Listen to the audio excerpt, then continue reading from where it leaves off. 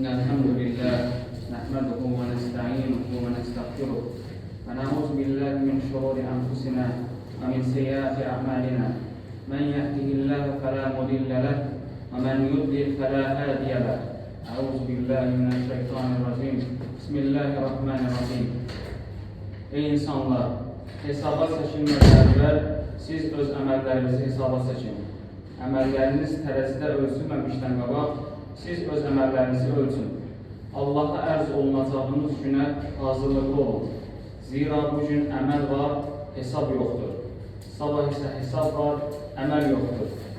Əməllərin ən üstünü isə əxlaqdır. Və insan sabah əxlaqına görə hesaba çəkilə bilər. İnsan əgər Allaha təslim olan quldursa, gözəl əxlaqı olmalıdır. Əgər o insanın gözəl əxlaqı yoxdursa, onun imanında da problem var. Əgər imanını ölçmək istəyirsənsə, bax, əxlaqı var. Əxlaqın sənin imanının nə qədər güclü olduğunu göstərəcək. Alimlərdən biri deyir, hər bir müsəlman üçün gözəl əxlaq, hansı ki, şəriət bizə gözəl əxlaqı öyrədir və həmçinin gözəl əxlaqa dəvət etmək üçün bütün peyğəmbərlərin yolu olur. Yəni, gözəl əxlaqa dəvət etmək bütün peyğəmbərlərin yolu olduğu kimi bizə gözəl əxlaqı təlqin ediblər. Baxın, diqqət edin, bu mövzu ən mühüm mövzudur. Kim bu mövzunu axsadırsa, özündə bütün xeyirlər ondan qalxır. İstəyir dünyanın elmini bilsin, istəyir bütün şəriətdən xəbər olsun. Əgər onun əxlaqında problem varsa, vallahi onda xeyir yoxdur. O qədər Bəni İsraildən olana Allah elm vermişdi ki, Allah Əzzə və Cəllə deyirdi, onlara ayətlərimizi verdiyimiz kəsin qissəsini danış. Quran ayəsidir. Onlara ayətlərimizi verdiyimiz kəsin qissəsini danış.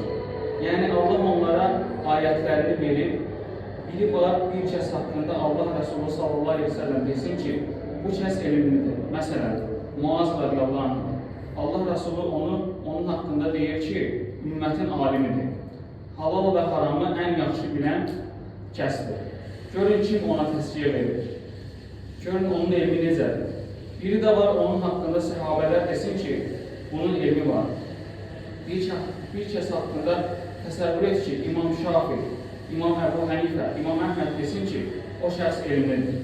Biri də var o şəxs haqqında Allah desin ki, o şəxs elmlidir.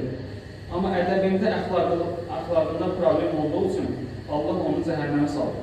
Yəni, Bəni İsraildən olanları cəhənnəmə salır. Elmli olsa da Peyğəmbərə qarşı ədəbsizlik edir. Bugünkü gün müsəlmanlar ədəb mövzusuna çox aşağı baxırlar. Amma vallahi ən önəmli mövzudur. İslam ümməti ədəb ilə tanınır. Qədim alimlərə, səhabələrdən tutmuş, hətta bizim Peyğəmbərimiz sallallahu aleyhi ve sellem uca əxlaqları tamamlamaq üçün gəlir. Deyir ki, mən göndərildim ki, gözəl əxlaqları tamamlayır. Həmçinin səhabələr o qədər əxlaqlı olurlar. Hətta onlara qarşı, çıxanlara qarşı əxlaqlı olurlar. O demək deyir ki, İslama qarşı düşmənçilik edən Məkkə müşriklərinə qarşı sən əxlaqsızlıq edə bilərsən. Belə bir haqqın yoxdur. Hətta qarşındakı müşrik olsa belə, kafir olsa belə ona qarşı əxlaqsızlıq edə bilmərsən. Şəriət buna icazə vermir. Olmaz. Başqa dindən olana qarşı əxlaqsızlıq etmək, pis münasibət göstərmək icazəli deyil. Yox, xeyr. Buna dinimiz imkan vermir. Heç sənin Peyğəmbərin sallallahu aleyhi ve sellem bunu etməyib. Sən ondan xeyirlisənmi? Heç səhabələr bunu etməyib. Sən onlardan xeyirlisənmi? Sən səhabələrdən xeyirlisənmi? Heç sənə Rəbbin bunu buyurmuyor. Sən Rəbbinə asisənmi? Allah deyir, onlar ilə gözəl mücadilə et.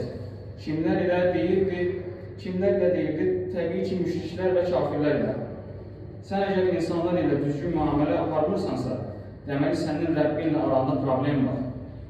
Gözəl əxlaqlardan birincisi sirdir, doğru danışmaq. İkincisi əmanət, əmanətə xəyanət etməmək. Bu əxlaqlar hamısı, yəni sirdir, əmanətdir, iffətli olmaq, həyalı olmaq, utanmaq, şücaətli olmaq, yəni qorxaq olmamaq, səxavətli olmaq, odur ki, əlasıl olmaq. Bugün çox insanın görgünlərin kasıb olmasının səbəbi əli açıq olmamasıdır. Bir insanın da rojisinin dağılması onun əli açıq olmamasından qaynaqlanır. Əli açıqlıqdan qorxmaq lazım deyil.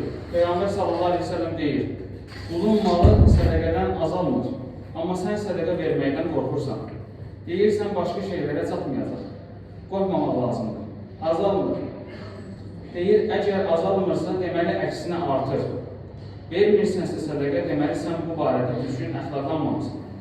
Həmçinin Allahın hər haram etdiyi şeydən uzaq durmaq gözəl əxlaqlanır. Həmçinin qonşular ilə gözəl münasibət saxlamaq, qonşu haqqında gələn hədislərdən birində Ayşə radiyallahu anh rəvayət edir ki, Peyğəmbər sallallahu aleyhi ve sellem dedi, Cəbrail aleyhissalam qonşu haqqında mənə nə qədər tövsiyə etdisə, ona da mirasdan pay düşəcəyini güman etdi.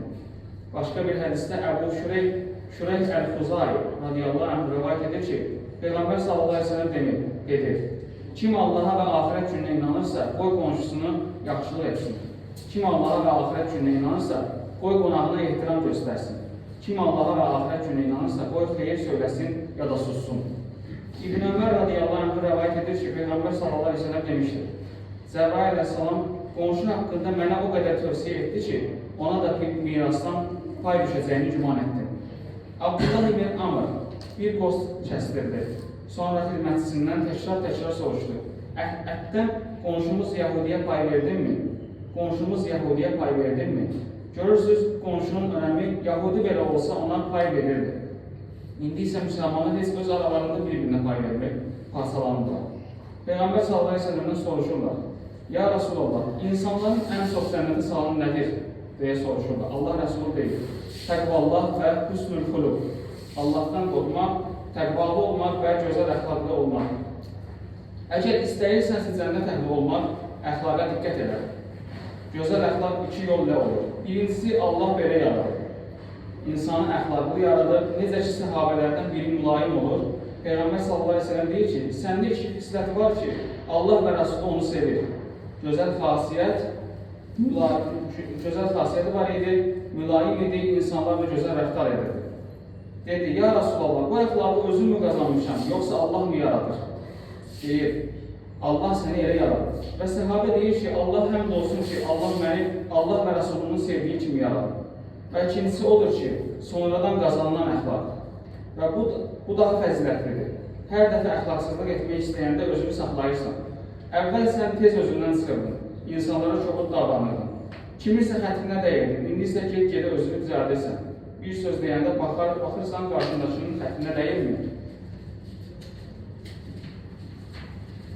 Qarşındakının xətrinə dəymə ehtimalı olduğunda özünü saxlayırsan. Səhabələrdən biri o birisinin xətrinə dəyəndə deyərdi ki, səhərə qədər qapının ağzında yatacam. Hətta sən mənə halallıq verənə qədər. Halallıq verməsən elə eləyəcəm ki, qapıdan çıxanda mənə taxtalayasan. Ki, mən sənin halallıq verməyivə layiq olum. Və əlavə olaraq qadınlara qarşı da əxlaqlı olmaq lazımdır. Ola bilər ki, hansısa bir qadın həssas olsun. Nəsə deyərsən, halbuki pis mənada deməmişsən. Yanlış anlaya bilər, xətrinə dəyə bilər. Bu da əxlaqsızlıq ola bilər. Qadınlar xüsusunda diqqət etmək lazımdır. Qarşındakı bacı çox əxlaqlı biridir. Sən nəsə yaxşı niyyətli nəsə deyərsən, o sən başa düşər. Əxlaqsızlıq olar. Ona qarşı nə də olsa qadındır. Mütləq sonra halallıq almaq lazımdır.